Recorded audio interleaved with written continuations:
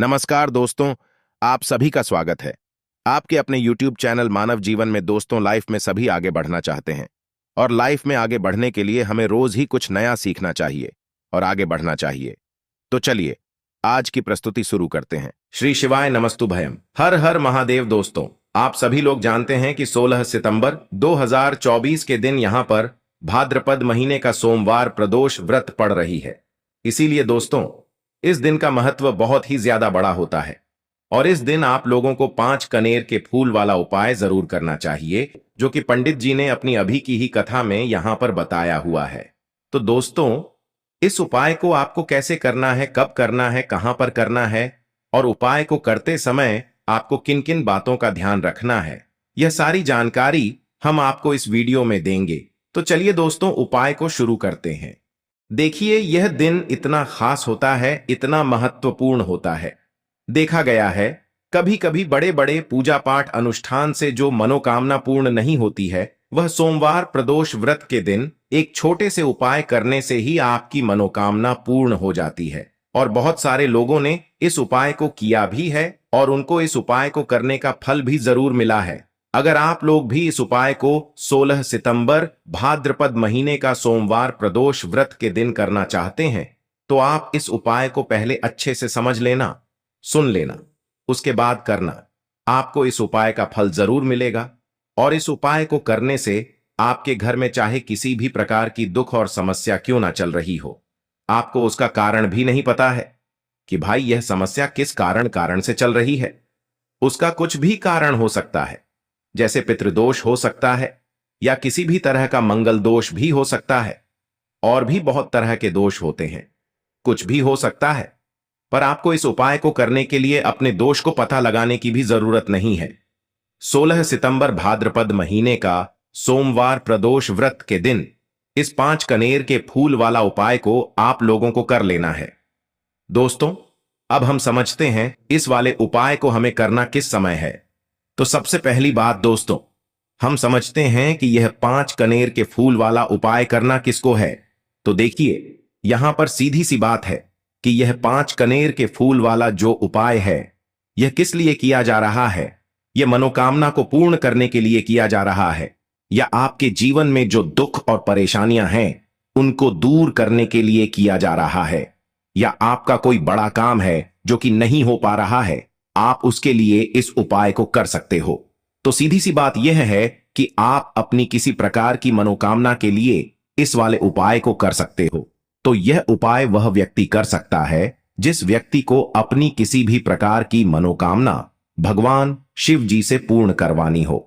और अगर कोई भी माताएं बहनें जो है अपने घर की सुख और शांति के लिए, घर में धन समृद्धि को बढ़ाने के लिए वाला उपाय करना चाहती हैं, तो घर की जो बड़ी माताएं बहनें होंगी वह इस 5 कनेर के फूल वाले उपाय को विशेष रूप से करें, क्योंकि माता माएं बहनें घर की लक्ष्मी होती हैं और जब घर की लक्ष्मी कोई विशेष उपाय करती है तो उसका फल ही बहुत जल्दी मिल जाता है और बहुत बड़ा होकर मिलता है।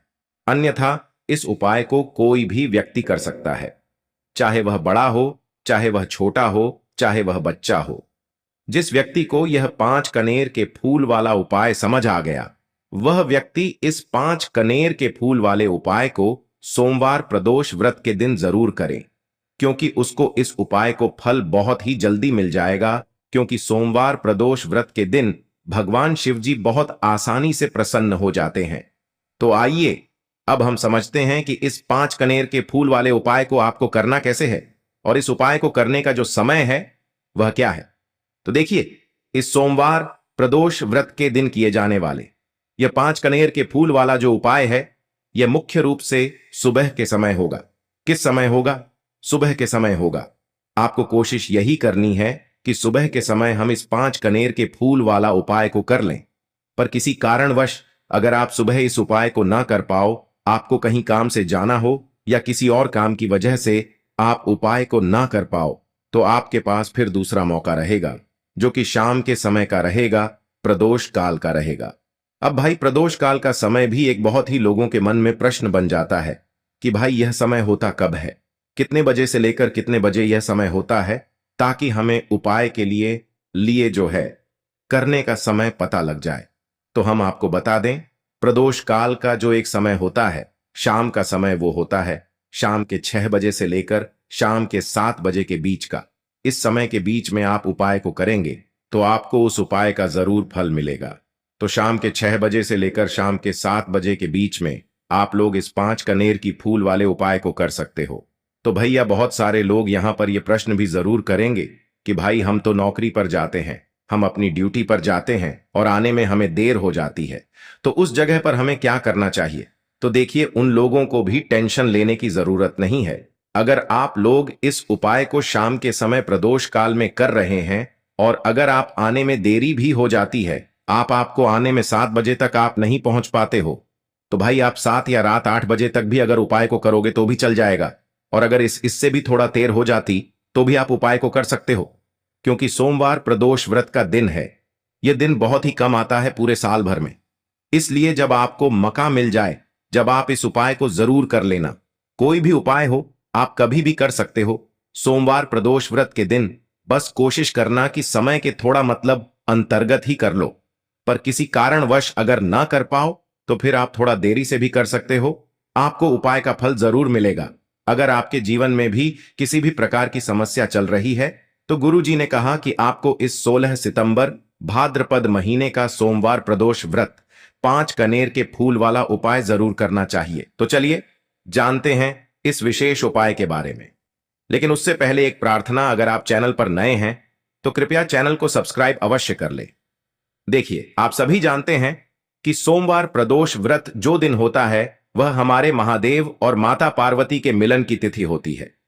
इस दिन जो भी उपाय किए जाए वह हमारे शिव और शक्ति को प्रसन्न करने वाले उपाय होते हैं और हमारी सारी मनोकामनाएं को परिपूर्ण करने वाले उपाय होते हैं। इस वीडियो में भी हम लोग पूज्य गुरुजी द्वारा बताए गए कुछ बहुत ही खास उपायों के बारे में जानेंगे। यह उपाय आपके जीवन में चल रही समस्याओं को तो समाप्त करेंगे ही और साथ ही साथ आपके घर में धंधा की वृद्धि भी करेंगे। तो चलिए जानते हैं पूज्य गुरुजी द्वारा बताए गए सबसे पहले उपाय के बारे में। देखिए, इस उपाय के लिए आपको एक लोटा जल ले लेना है। तांबे के पात्र में आपको अपने किचन से जल ले लेना है और इसी के साथ आपको ले लेना है 5 कनेर के फूल। कनेर के पीले रंग के फूल आपको सामने स्क्रीन पर दिखाए जा रहे हैं। यह ऐसे फूल होते हैं और अगर यह आपके पास नहीं है तो शिवलिंग के ऊपर चढ़े हुए कनेर के फूल को उठाकर जल से शुद्ध करके आप उसका भी इस्तेमाल कर सकते हैं, या फिर किसी भी फूल वाली दुकान से आप इन फूलों को खरीद सकते हैं। देखिए, सिर्फ यह 2 साम सामग्री लेकर आपको शिवालय पहुंच जाना है। यह बहुत ही विशेष उपाय है। जिन लोगों की कोई विशेष मनोकामना है जो परिपूर्ण अभी तक नहीं हो पा रही है, तो उस मनोकामना को परिपूर्ण करने के लिए इससे अच्छा उपाय सोमवार प्रदोष व्रत के दिन के लिए कोई भी नहीं हो सकता है।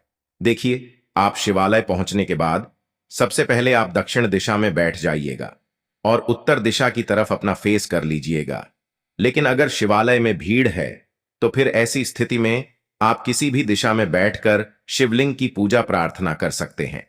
देखिए, पूज्य गुरुजी ने कहा कि इस उपाय को अगर आप शाम को प्रदोष काल के समय में करेंगे तो आपके लिए सबसे उत्तम होगा, क्योंकि प्रदोष काल के समय साक्षात महादेव शिवलिंग में वास करते हैं और 16 सितंबर भाद्रपद महीने का सोमवार प्रदोष व्रत। इसलिए अगर आप प्रदोष काल में करेंगे तो आपको विशेष लाभ मिलेगा, विशेष फल की प्राप्ति होगी। लेकिन बहुत से ऐसे शिवालय हैं जिनमें शाम के समय जल समर्पित करने नहीं दिया जाता है, तो फिर ऐसे लोग पूरे दिन में किसी भी समय इस उपाय को कर सकते हैं। देखिए, अब सबसे पहले आप जो 5 कनेर के फूल लेकर आए हैं, उनमें से पहले कनेर के फूल को आप श्री गणेश जी वाले स्थान में समर्पित कर देंगे और श्री शिवाय नमस्तुभयम मंत्र का स्मरण कर लेंगे। इसके बाद आप जो दूसरा फूल लेकर आए हैं उसको श्री कार्तिकेय जी वाले स्थान पर समर्पित कर देंगे और श्री शिवाय नमस्तुभयम मंत्र का स्मरण कर लेंगे। इसके बाद आप जो तीसरा कनेर का फूल लेकर आए हैं उसको माता अशोक सुंदरी वाले स्थान में समर्पित कर देंगी और श्री शिवाय नमस्तुभ्यम मंत्र का स्मरण कर लेंगे। इसके बाद आप जो चौथा कनेर का फूल लेकर आए हैं उसको माता पार्वती के हस्त कमल में समर्पित कर देंगे। देखिए, शिवलिंग जिस स्थान पर रखा रहता है, यानी शिव पिंडी जिस स्थान पर रखी रहती है, उस पूरे गोल गोल वाले स्थान को माता पार्वती का हस्त कमल कहते हैं और यहीं पर आपको यह चौथा कनेर का फूल समर्पित कर देना है। इसके बाद आप जो पांचवा कनेर का फूल लेकर आए हैं उसको समर्पित कर देंगे शिवलिंग के ऊपर। लेकिन यह फूल शिवलिंग के ऊपर समर्पित करते हुए आपको अपनी मनोकामना का स्मरण कर लेना है। श्री शिवाय नमस्तुभ्यम मंत्र का स्मरण करते हुए आपके जीवन में अगर धन की समस्या चल रही है तो उसको महादेव से दूर करने की प्रार्थना कर लीजिए। या फिर आप अपनी नौकरी या के लिए यह उपाय कर रहे हैं तो उसके लिए महादेव से प्रार्थना कर लीजिए।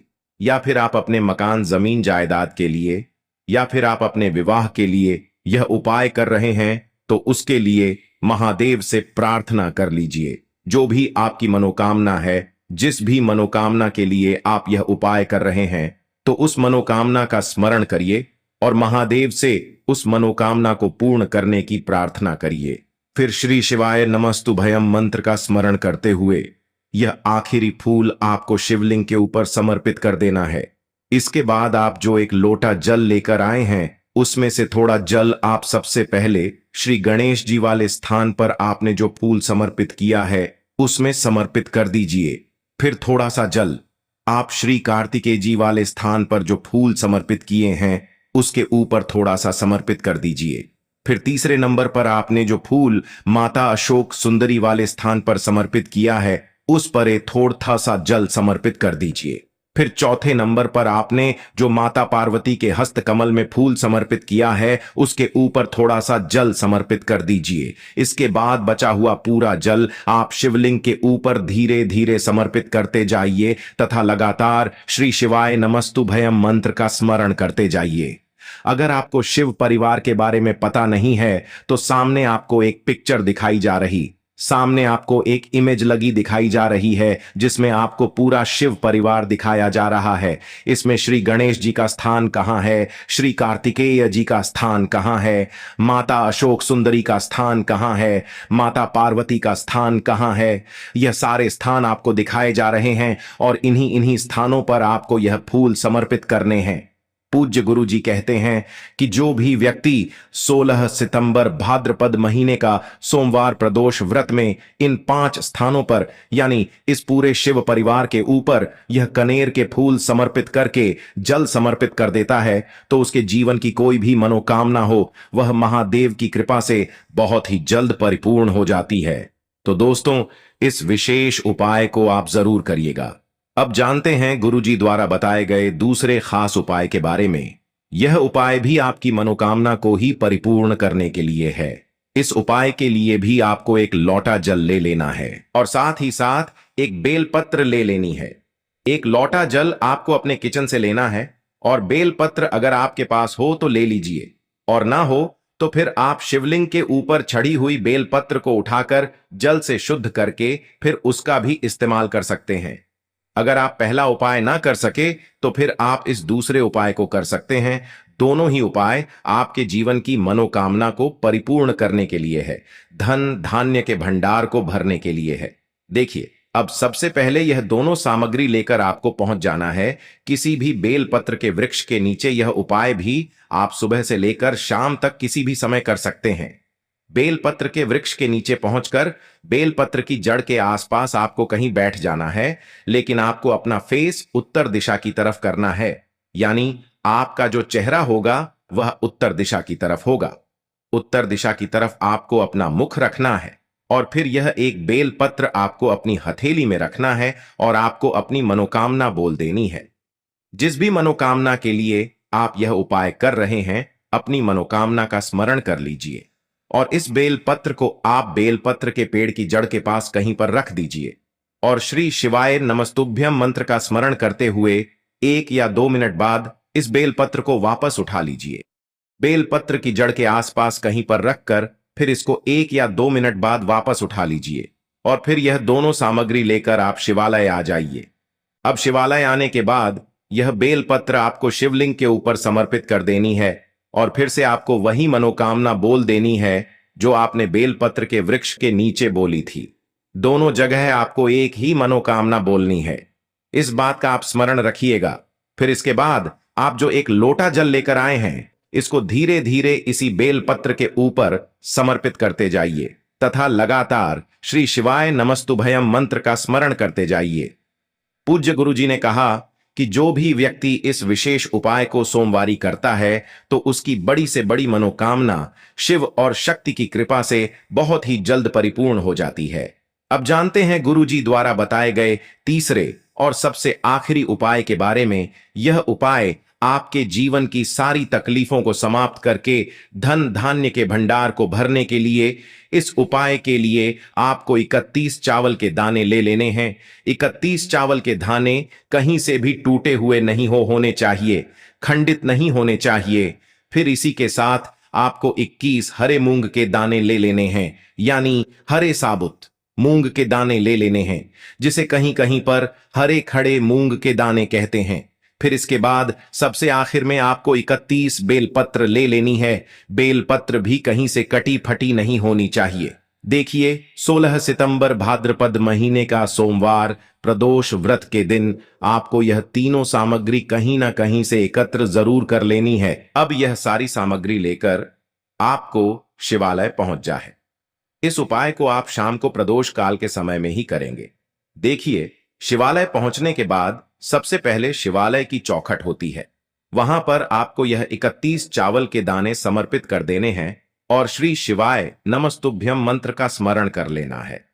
शिवालय की जो चौखट होती है, जहां से आप अंदर प्रवेश करते हैं, उसके दाहिने साइड या बाएं साइड या कहीं पर भी चौखट के ऊपर कहीं पर भी आप यह 31 चावल के दाने समर्पित कर दीजिए। इसके बाद आप अंदर जाइए और शिवलिंग के सामने जो नंदी महाराज होते हैं, यानी जो नंदीश्वर भगवान होते हैं, उनका जो पैर उठा हुआ रहता है, उसके बगल में आपको 31 हरे मूंग के दाने समर्पित कर देने हैं। जो पैर उठा हुआ रहता है, उसके बगल में 31 हरे मूंग के दाने समर्पित कर दीजिए और श्री शिवा नमस्तुभयम मंत्र का स्मरण कर लीजिए। इसके बाद आप जो 31 बेल पत्र लेकर आए हैं, उनको जो शिवलिंग में माता अशोक सुंदरी वाला स्थान होता है, वहां पर समर्पित कर देना है।